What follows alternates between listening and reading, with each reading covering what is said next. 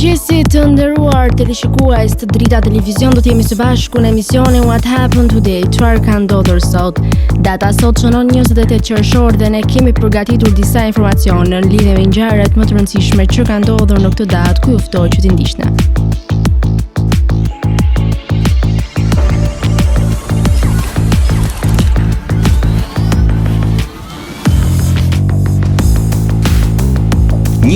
Qershor.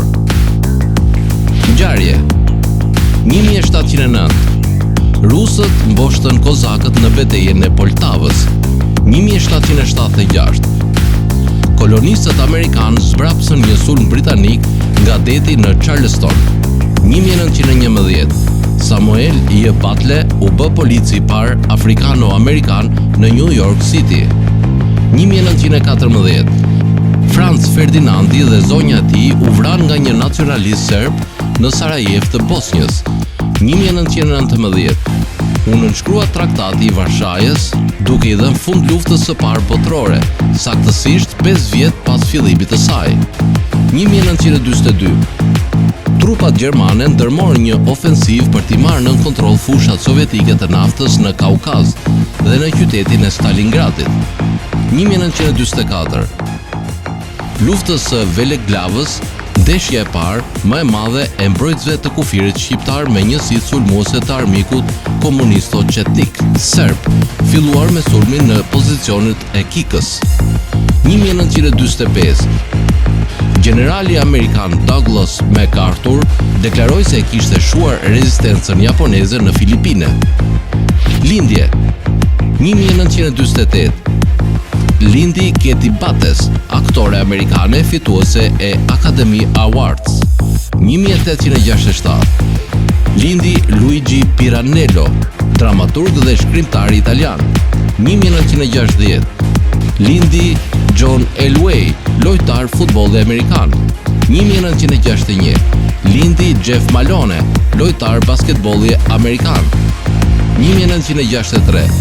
Lindi Charlie Clouser. Lindi Charlie Clouser, tastier amerikane. 1964. Lindi Mark Grace, lojtar bejsbolli amerikan. Vdekje 1836. Vdiq James Madison, presidenti i 4 i SBA-s. 1914. Vdiq Franz Ferdinandi, arkiduk i Austrisë. 1967. Vdiq Oskar Maria Graf, letrar gjerman. 1968. Vdiq Otto Hahn, kimist dhe fizikant gjerman.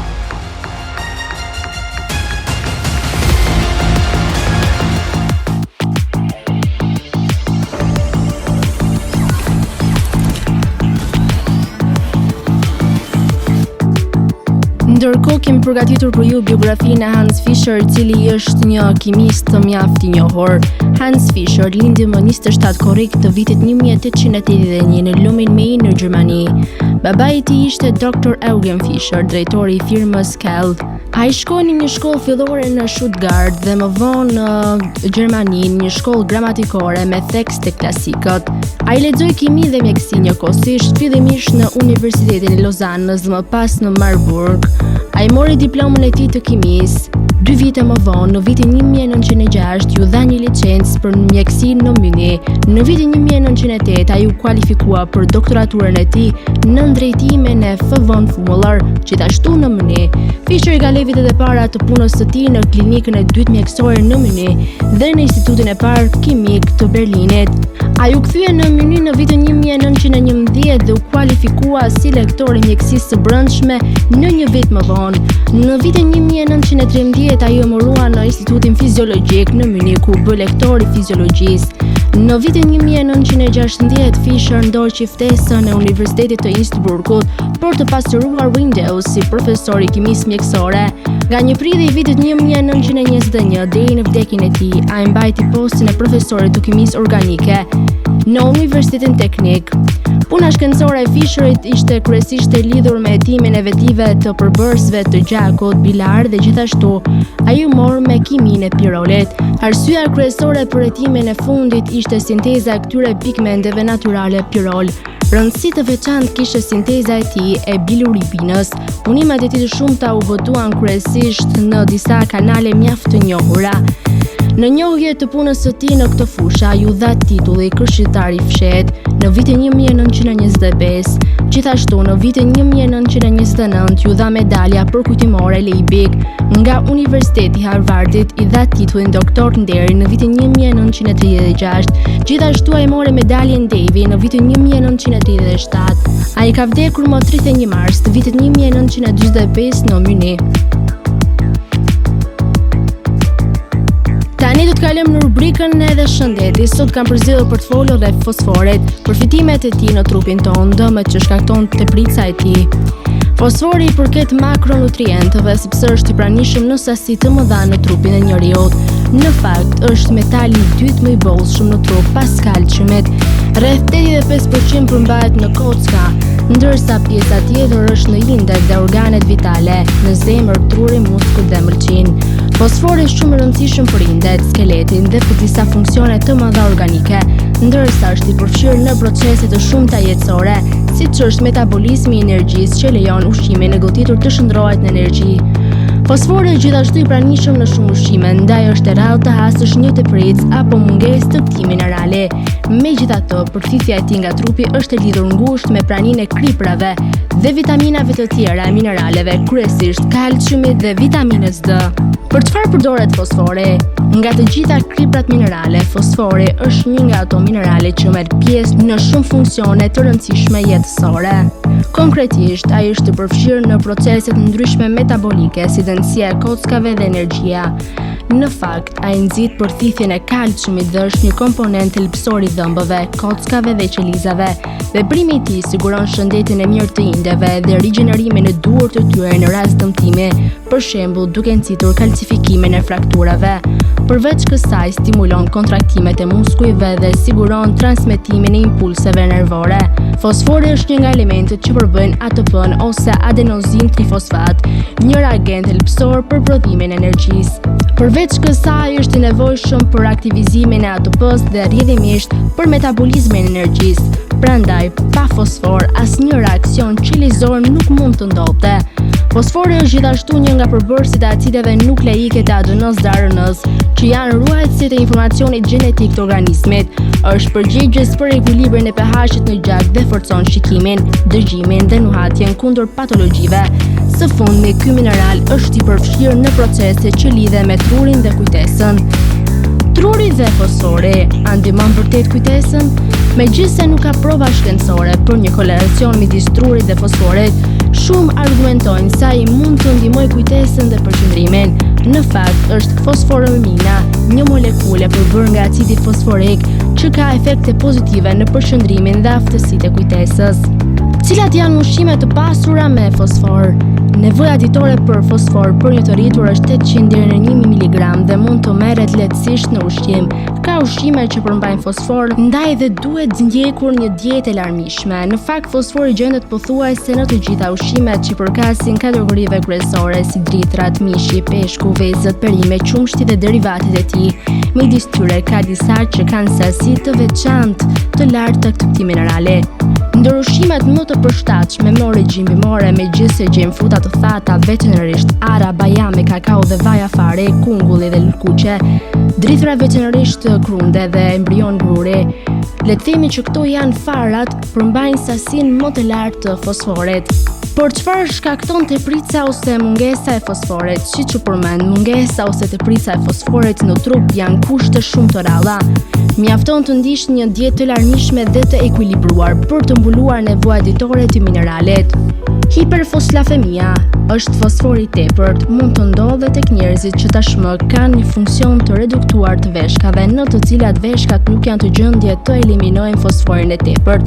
Nga ana tjetër, foshnjët e lindura para kohe, ata që ndjekin një dietë të pabalancuar dhe të moshuar që hanë pak, mund të vuajnë nga hipofosfamia. Kjo gjendje manifestohet me disa shenja si dobësi muskulore, humbje oreksi, lodhje kronike. Tani u ftoj të ndiqni parashikimin e motit në territorin shqiptar. Territori shqiptar për datën 28 qershor 2026 do të karakterizohet nga moti qëndrueshëm dhe shumë i nxehtë me dominim të thjellimeve në të gjithë territorin. Vranësirat do të jenë të pakta dhe kalimtare vetëm në zonat malore gjatë orëve të pasdites, ndërsa nuk parashikohen rreshje. Paraditja do të jetë e kthjellët në të gjithë vendin. Edhe gjatë pasdites, moti do të mbetet me diell dhe temperatura të larta tipike të një vale të fortë të nxehtit. Temperatura minimale pritet të zbresë deri në 16 gradë Celsius, ndërsa ajo maksimale do të arrijë deri në 37 gradë Celsius. Gjatë ditës priten rreth 11 deri në 12 orë me diell. Era do të fryejë lehtë nga drejtimi veriperëndimor me shpejtësi 2 deri në 5 metra për sekond. Deti do të ketë dallgëzim të ulët rreth 1 deri në 2 ball. Indeksi ultraviolet për Tiranën pritet të jetë shumë i lartë rreth 8 deri në 9. Sipas të dhënave astronomike, lindja e diellit në Tiranë do të jetë rreth orës 5:03 minuta, ndërsa perëndimi rreth 25 minuta. Temperaturat minimale dhe maksimale për disa qytete kryesore të Shqipërisë do të jenë si më poshtë: Shkodër 22 deri në 37 gradë Celsius, Kukës 18 deri në 34 gradë Celsius, Peshkopi 17 deri në 33 gradë Celsius, Tiranë 22 deri në 36 gradë Celsius, Durrës 24 deri në 34 gradë Celsius, Kavaj 23 deri në 34 gradë Celsius, Elbasan 21 deri në 37 gradë Celsius,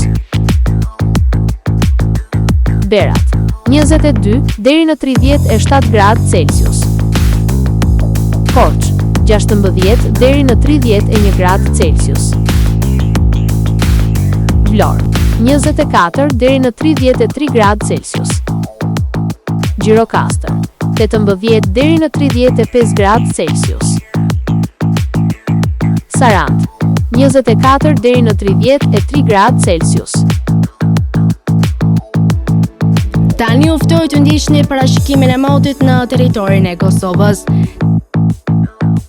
Territori i Kosovës për datën 28 qershor 2026 do të karakterizohet nga moti qëndrueshëm me kthjellime dhe vranësira të pakta kalimtare.